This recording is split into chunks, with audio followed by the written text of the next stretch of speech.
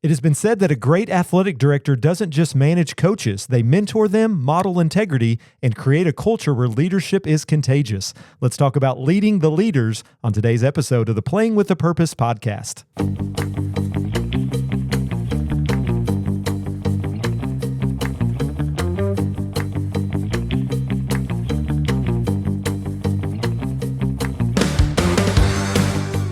All right, welcome to the Playing with a Purpose podcast, where we explore topics related to the moral development of collegiate athletes and young people as it relates to character, responsibility, and purpose. I'm your host, Matt Barker, and today I'm excited to have a returning guest to the podcast, Freed-Hardeman Athletic Director, Jonathan Estes. Coach, welcome to the program. Appreciate it. Appreciate being back on. I know this is a great honor and a great privilege for me to be back after starting this thing off here a couple seasons ago. I was going to say, Coach Estes was on the very first episode of the Playing with a Purpose podcast back in season 1, and now he's on the very first one of season 3. I like to start off seasons with Coach Estes because he's such a great guest, and I appreciate a lot of good information to share on the last episode, and I know there'll be some great information to share this episode. For those that maybe don't know who you are, that maybe didn't listen to the last episode you were on, give us a little bit of background information about yourself before we get started. Well, I'm a college baseball player by trade. Attended Division I school out of high school, St. Louis University, transferred to Freed-Hardeman, and finished up here, was drafted by the St. Louis Cardinals, and had a brief career with the St. Louis Cardinals in the minor leagues over 3 different levels, and discovered while I was playing that I wanted to coach.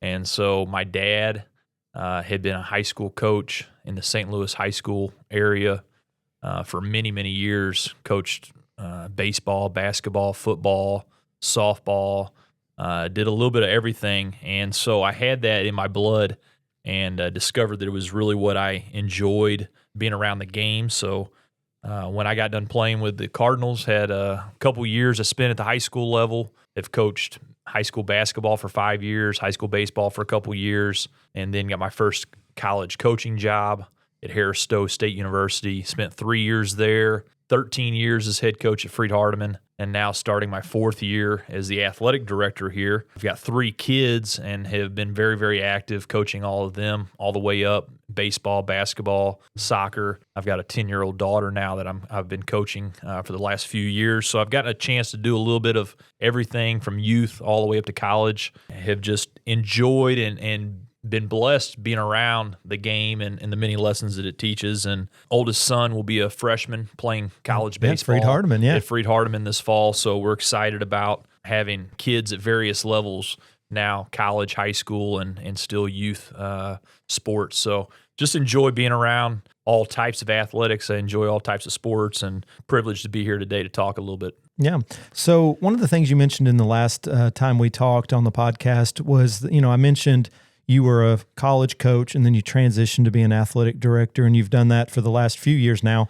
One of the things you mentioned that kind of stuck with me is that you've never stopped coaching. Like you were a coach, baseball coach, but when you transitioned to the athletic director role, you just took on a different coaching role where you coach and mentor other coaches within the department. So you kind of taken on those responsibilities to really help some of these younger coaches. Freed-Hardeman has a lot of younger coaches now, probably more so than in years past. So it's kind of a learning process for them sometimes to have someone that has been through it like you. It's got to be something that's good for them. So when you first became athletic director a few years ago, what is something that maybe you had to learn pretty quickly about leading other people that are in leadership roles as well, like coaches? Well, leading is at the fundamental level is about serving and bringing value to the people that you lead. And as a baseball coach at the collegiate level, when I had 65 guys in the program, I was trying to bring value and serve those players, trying to help them to hone their craft, to be better players. When I'm coaching my 10-year-old daughter's 3rd and 4th grade basketball team, it's about serving and bringing value to those players that you lead, and it doesn't change when you're leading other leaders. You're still trying to bring value to the people that you lead. You're still serving them. The fundamental principle of serving doesn't change as you move up or down the organizational chart. So I think leading other leaders looks a little bit different. You serve them in a little bit different way than maybe you serve players, but it's still about energizing them, pouring into them, supporting them, trying to help them to do the same things that you try to help your players do. So the biggest thing I guess I learned very quickly is really not any different at the fundamental level. Now, the day-to-day issues that you deal with is different, but I'm still trying to pour in and encourage and serve the leaders and support them and give them the tools that they need to be successful and to try to push them to be better. Just like your players, you try to push them every day. Sometimes they don't want to be pushed and you have to pull them. Sometimes you have to pick them up. Sometimes you have to give them a prompt to try to do something different. And it's the same thing with other leaders that you are leading, and you provide those same things. So it's really not different. Like I said, the day-to-day changes a little bit, but the fundamental of pouring into people and serving them does not change, no matter what level of leadership you're at. Right. And we were talking a little bit before the podcast about personality styles. We found out a little bit about your Enneagram, what you are in Enneagram 3, all that kind of stuff.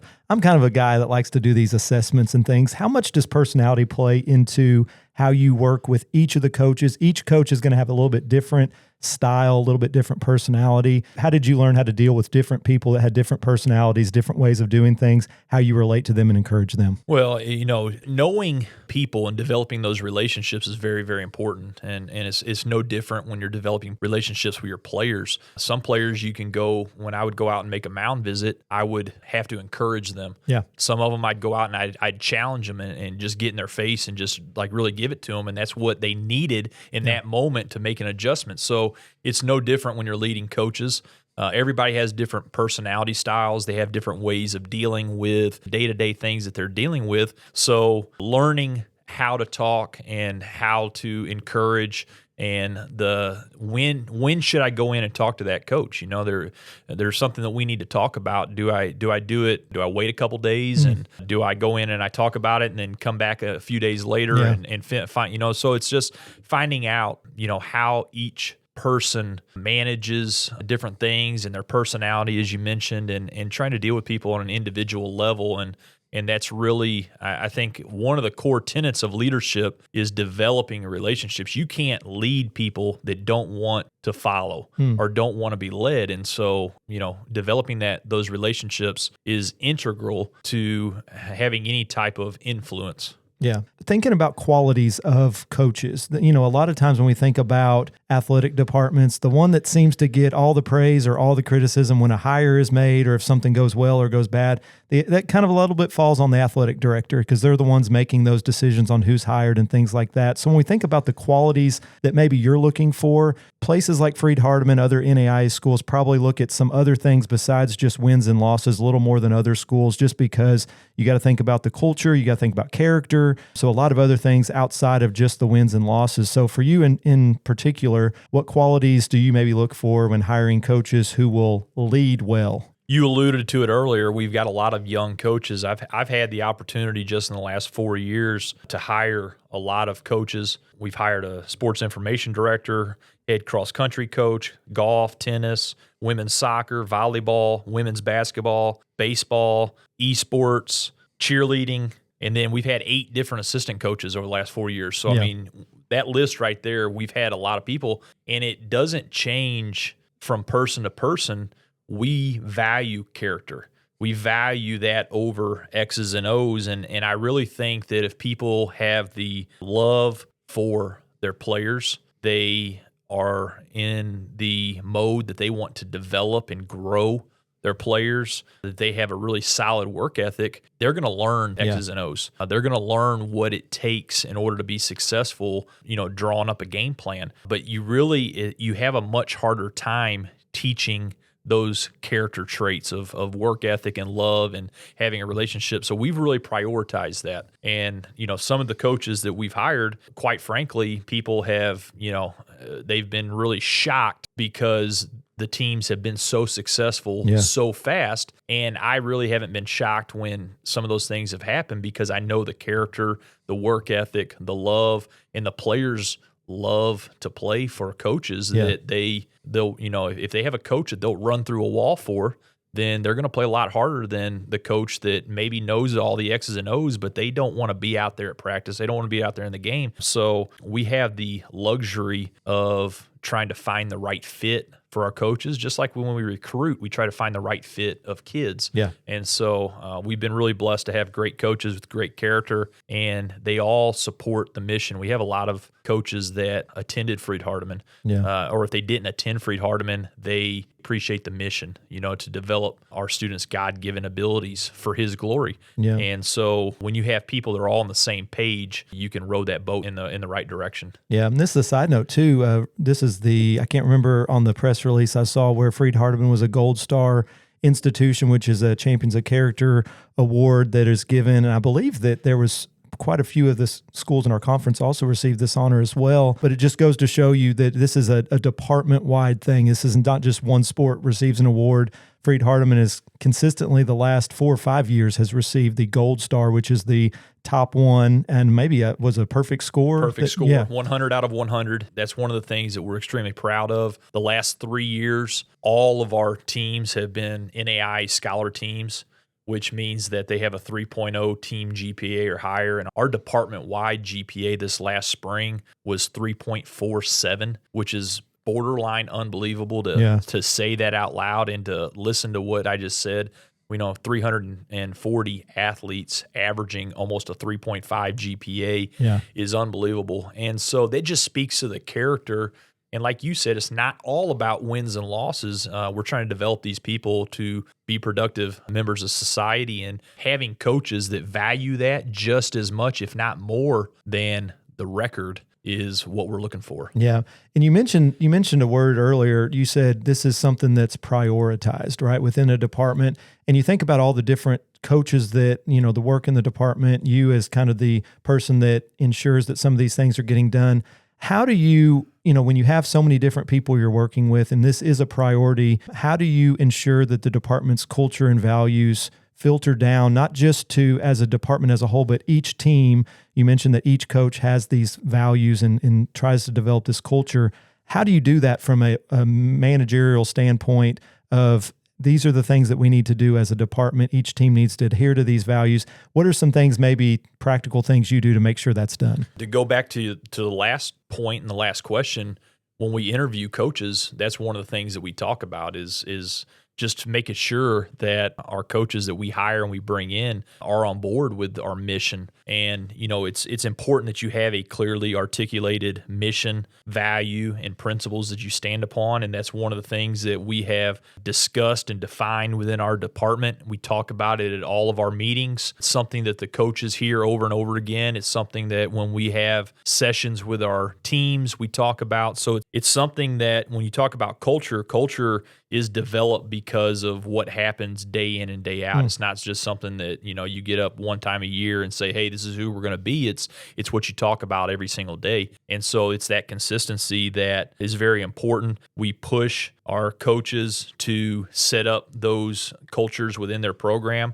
and, try to model those and live those out on a daily basis. And I also believe that you've got to advertise to yourself. So whatever it is that you want to be, you need to advertise that to yourself. So whether it be the branding that you put up, and one of the things that I've tried to do and we've done over the last couple of years is expand the branding, and there'll be some more stuff that people will see around campus, but just advertising who we are and who we want to be to ourselves, but also to other people. That helps to create that culture, and you'll get people to buy in at varying levels. But I really think, and that's one of the things when you talk to our coaches, they really love the culture of the athletic department, and I think that permeates into their teams. And it looks a little bit different between men's soccer and women's basketball, right, because you have different types of individuals and you have a different sport, but the overarching mission and those principles permeates throughout each and every program. Yeah. In the first question, I asked you kind of some things you had to learn quickly. And one of the things you mentioned was leaders,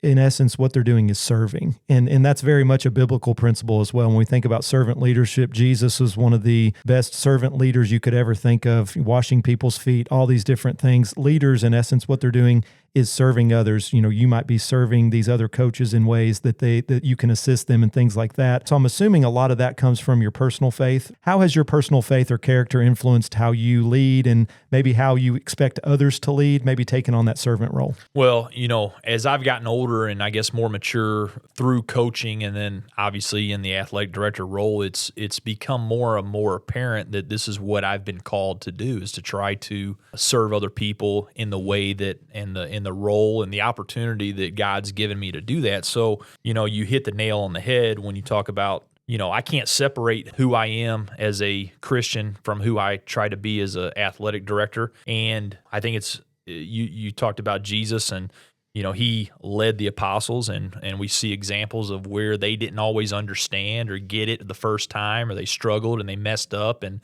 he continued to teach, and he continued to be patient with them, and he continued to push them.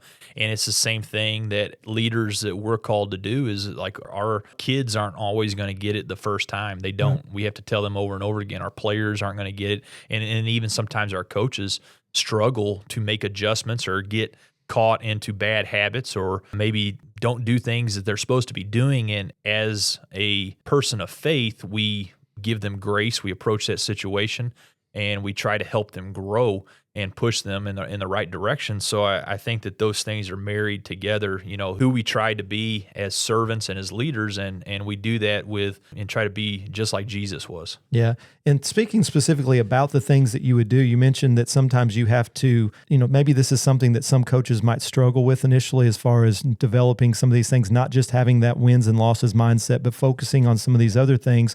So is there anything particular that maybe advice you give to young coaches that maybe you're struggling a little bit with trying to focus so much on those wins and losses and not focusing enough on maybe some of these other things such as character and values and things like that? Any advice that you give if there's any advice you've ever had to give to someone that maybe has been struggling with that? Well, two things that I talk about a lot, and it doesn't matter if they're struggling or if they're not, is number one is to concentrate on the process and not the results.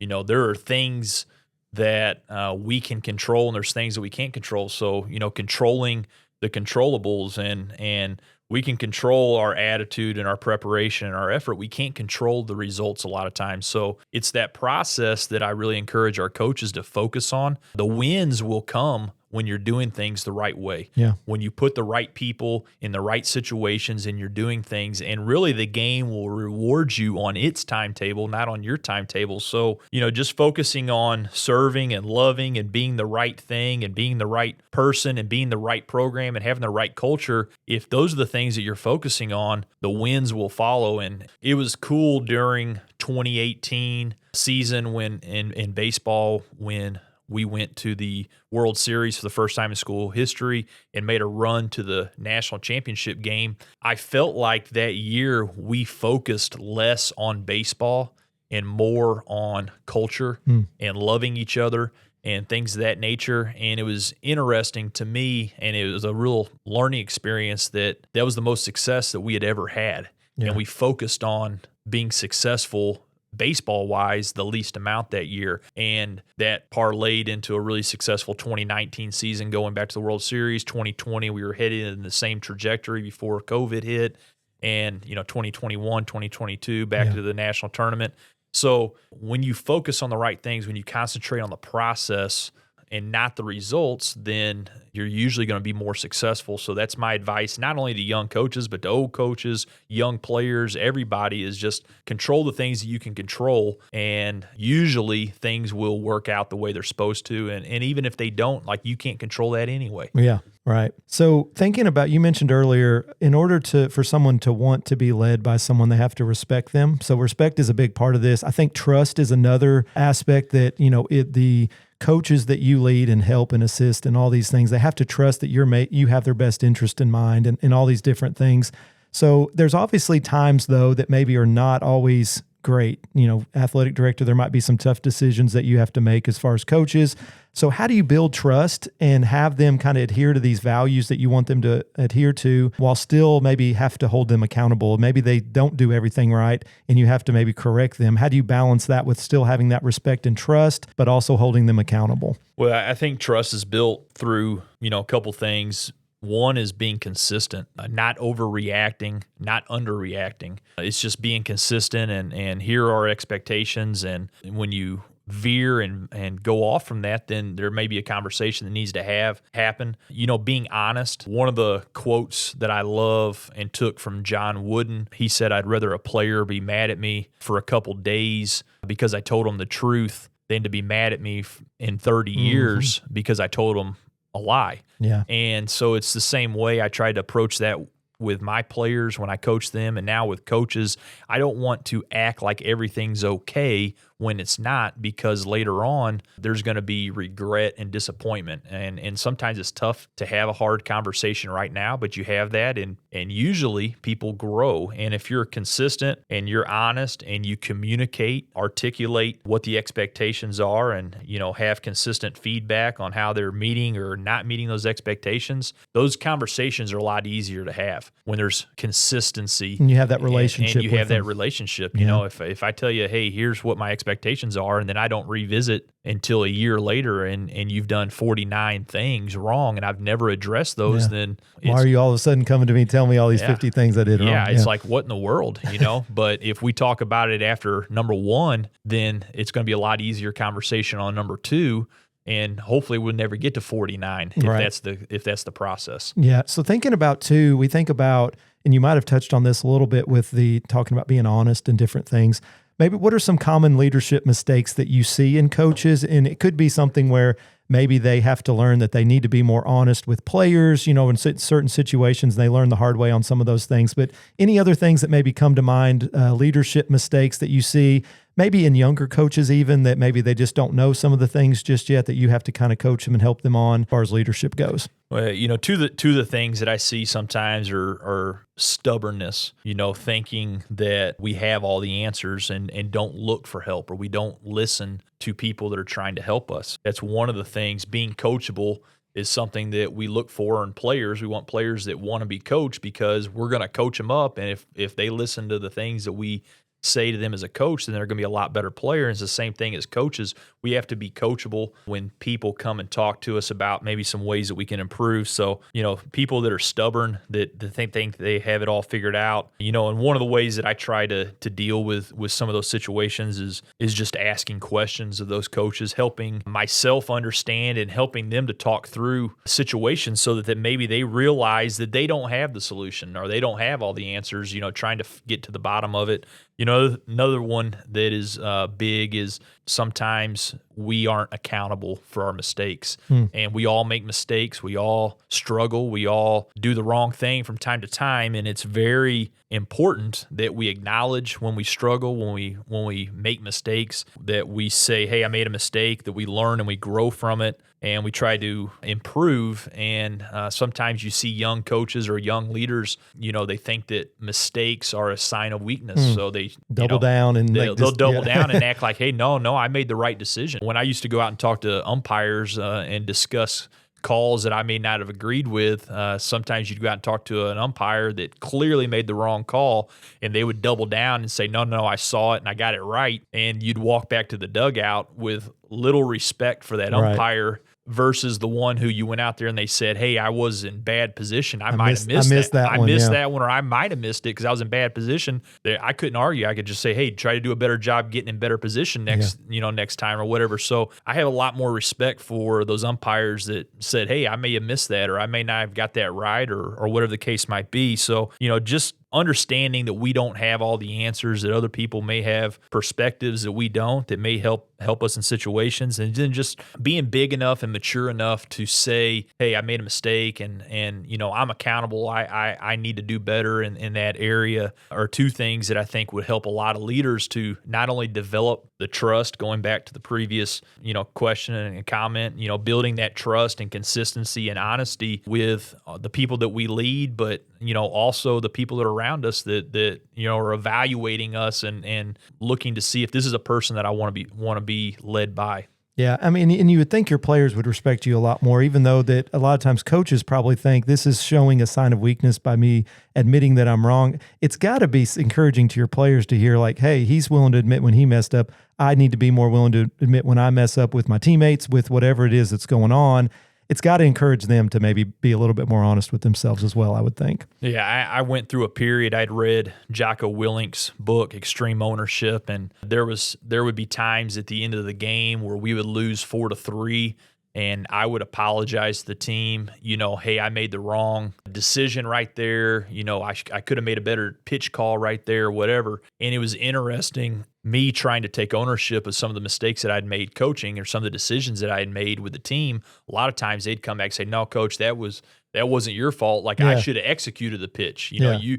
that wasn't the wrong pitch call. That was the wrong execution. And so when you model that behavior that, hey, I messed up and I'm going to do better next time, your players and the people that you lead, they start to model that same Yeah. accountability. And that's when really good things start to happen. Yeah.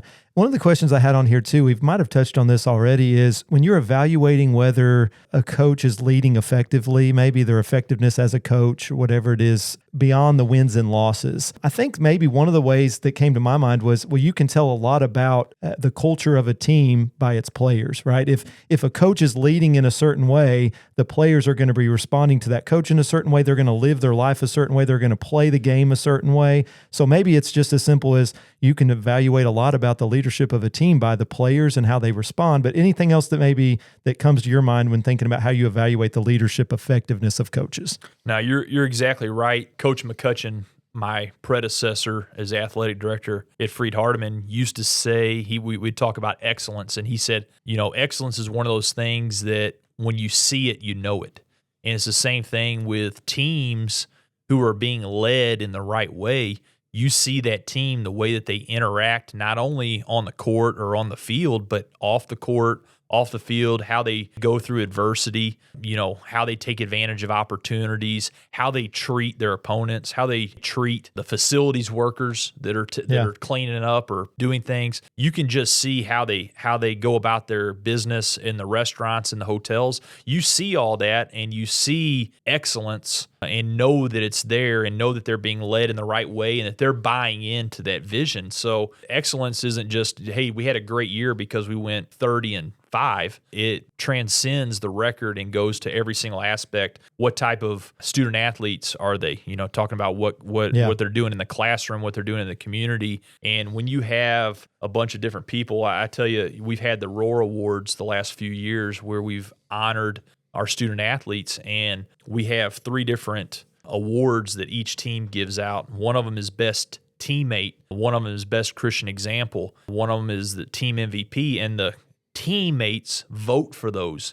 And what's been really cool to see is that you will have, for instance, on the volleyball team, they might have 16 players, and you'll have 14 different players that'll get votes for best teammate. Well, in that situation that's a really good culture when you have so many different people that others are looking at and saying, that's a great teammate, that's a person that I want to follow.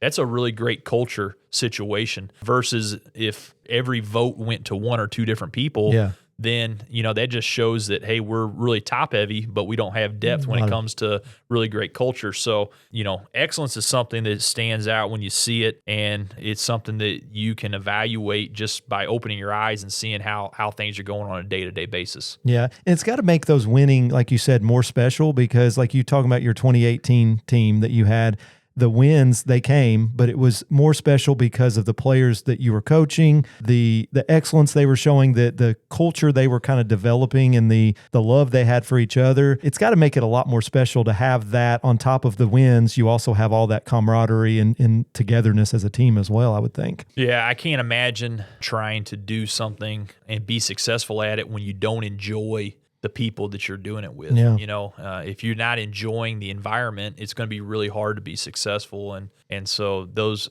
are, having a great culture, I think is a prelude to being successful on the field. Yeah. Thinking about some challenges that come along with leadership, whether in athletic departments or just in organizations in general. Specifically for athletic departments, though, what are some challenges that maybe you see coming for athletic departments, maybe over the next 4 or 5 years, you would say? I know there's a lot of changes taking place, NCAA, NAIA, all the different levels. What are some challenges you see coming? Well, if you follow what's going on in the culture of college athletics, everybody's talking nationally about, NIL and transfers and money and payouts to players. And really that only affects, about 14% of colleges. I think there's 1,800 colleges and universities that support athletics. You're talking about 250 schools that are benefiting or are being, by that settlement and giving, paying their players and things like that. So the media attention is all on things that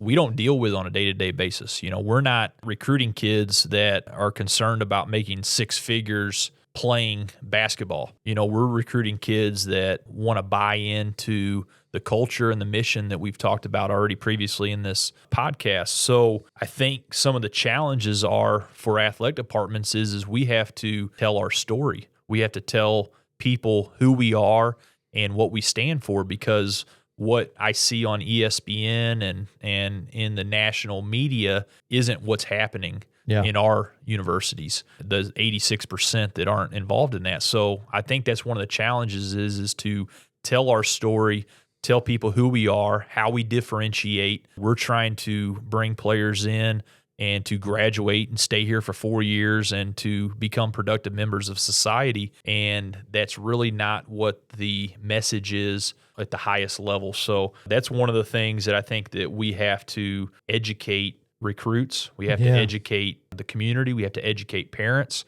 We have to educate our donors. We have to educate a lot of people. And to me, that's potentially the biggest challenge for athletic departments over the next few years, is just making sure that the narrative for us isn't what the narrative is for those few schools that are, making millions and millions and millions of dollars playing, in bowl games and for national championships at the highest level.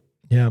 One of the things that came to my mind, like you mentioned, was recruiting. That's got to be a challenge for not necessarily, as probably the coaches would deal with this directly with the individual teams they're coaching. I talked with Drew Stutz, the basketball coach at Freed, and he said it's becoming harder and harder when you have so many kids maybe in the transfer portal that you might be looking at some that find someone that's going to fit the culture of the team, right? You have so many, he said a lot of times you have people in the transfer portal, and sometimes there's a reason they're in the transfer portal. Maybe they didn't fit well with a certain team. He said, you got to really figure out, are they going to fit well with our culture here, right?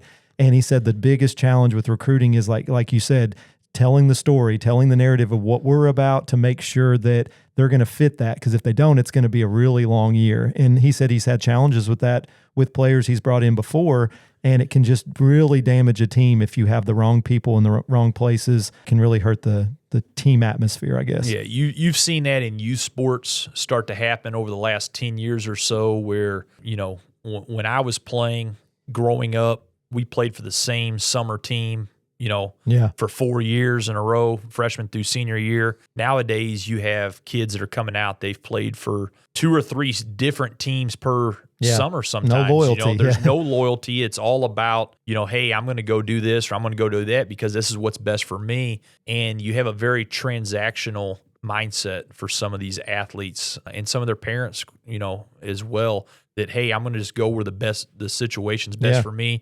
And if it's not best for me here right now, I'll go do something else. So we're seeing more and more of that. I follow teams that are playing at the highest level, and we've got transfers that are playing at their 5th and 6th schools, this fall for football. And that's just unbelievable to think about that compared to where we were just a few years ago. So that's the culture that we're in. And like you said, and Drew Stutz, talked about, it's more and more important to find the right people that buy into what we're trying to do and aren't just making transactional decisions, but they're making decisions because they want to be transformed, because they want to have transformational opportunities. Yeah. So if you could give one piece of advice to other athletic directors, this is kind of, I guess, a closing kind of thought here. If you could give one piece of advice to other athletic directors trying to lead their leaders well, what would be some things you would tell them? Well, we've talked about a lot of these things. Lead with vision, define what success is within your program and lead with that vision in the forefront. Prioritize the people. We talked about relationships.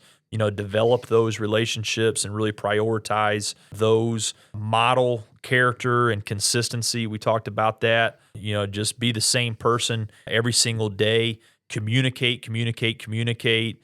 Collaborate all across campus. I think that's very, very important to work with every single department on campus to try to push the entire university forward. This isn't all about FHU athletics. This is about Freed-Hardeman University. Yeah. And what we're doing in the athletic department can push the entire university forward. So collaboration is very important. Be visible, be engaged, be at a lot of different places. I try to go to chapel, try to go to making music and all different types of things all over campus. So be visible, be engaged with what's going on. We talked about telling your story, just encourage other athletic directors, control the narrative of who you are, what makes you special. Tell that story to your constituents, to your student athletes, to your parents, to your donors, and just emphasize the student athlete experience. We're trying to provide a fantastic student athlete experience, give them the resources that they need to go out to be outstanding husbands and wives, outstanding leaders in their communities, outstanding church leaders, parents. We just want to give them all the tools that they can have in order to be productive members of society. And I think if we're doing those things, then we are pouring into and serving and leading the way that we're called to be led. Yeah.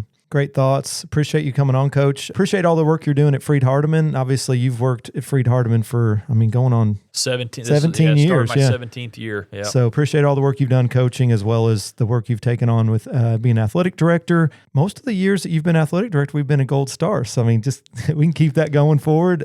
Not just wins and losses, but also the character and all those values that we're instilling, hopefully, in the players as well. So I appreciate you taking time out of your day to come in. Appreciate you having me, Matt, and go Lions. All right. Thanks for joining us for this episode of the Playing with a Purpose podcast. Special thanks again to Jonathan Estes for being my guest this week. Be sure to listen to this episode and future episodes on Spotify or anywhere you listen to podcasts. You can also catch the Playing with a Purpose podcast on the Freed-Hardeman Athletics Champions of Character website at gofhulions.com/champions of character and on the NAIA Champions of Character website at naia.org/champions of character. Join me for our next episode as I talk with Freed-Hardeman Professor of Kinesiology, Mr. Maurice Williams, on the topic of the character workout. And remember, winning isn't just about the scoreboard, it's about the character we build along the way. We'll see you next time on the Playing with a Purpose podcast.